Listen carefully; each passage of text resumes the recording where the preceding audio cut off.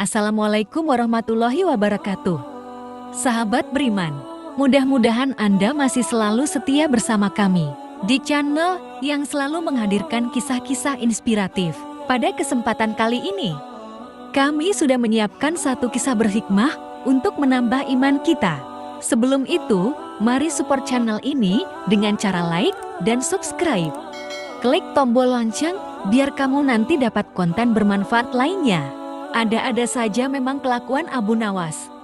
Kali ini bahkan sampai membuat Baginda Raja menganggap sosok lucu itu lebih hebat dari jin ifrit. Kok bisa? Ceritanya dimulai dari raja yang baru saja membaca kitab tentang kehebatan Raja Sulaiman mampu memerintahkan para jin memindahkan singgasana Ratu Bilqis di dekat istananya.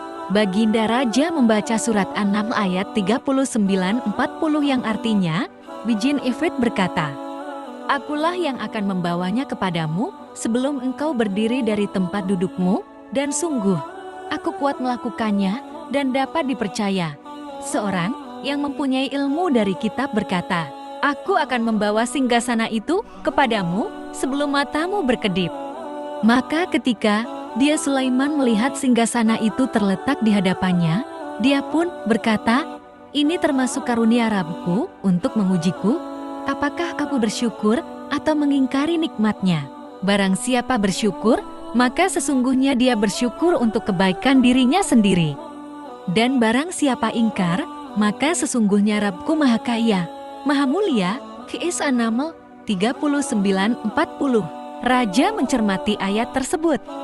Jin ifrit saja bisa dikalahkan seorang ulama, berarti manusia lebih sakti daripada jin. Ulama di masa Raja Sulaiman lebih cepat memindahkan singgasana Ratu Bilqis dibanding jin ifrit. Ulama itu mampu membawa singgasana ke hadapan Nabi Sulaiman sebelum dia mengedipkan mata. Sedangkan jin ifrit hanya mampu membawanya ke hadapan Nabi Sulaiman sebelum dia bangkit dari tempat duduknya. Baginda Raja tiba-tiba merasa tertarik. Hatinya mulai tergelitik untuk melakukan hal yang sama. Mendadak beliau ingin istananya dipindahkan ke atas gunung agar bisa lebih leluasa menikmati pemandangan di sekitar. Bukankah hal itu tidak mustahil bisa dilakukan karena ada Abu Nawas yang amat cerdik di negerinya? Kalau di masa Raja Sulaiman ada ulama yang lebih hebat dari jin ifrit, di masa sekarang ada Abu Nawas, ujar raja dalam hati. Raja pun segera memanggil Abu Nawas. Setelah Abu Nawas dihadapkan, Baginda bersabda, "Sanggupkah engkau memindahkan istanaku ke atas gunung agar aku lebih leluasa melihat negeriku?"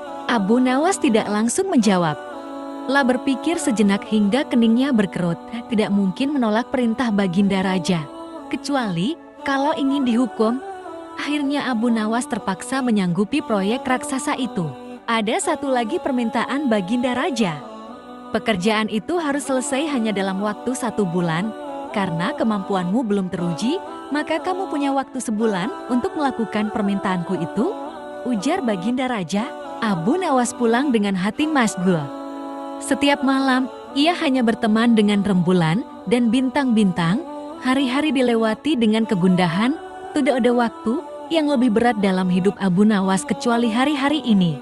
Tetapi pada hari ke-9, Abu Nawas tidak lagi merasa gundah gulana. Keesokan harinya Abu Nawas menuju istana, lah menghadap Baginda Raja untuk membahas pemindahan istana.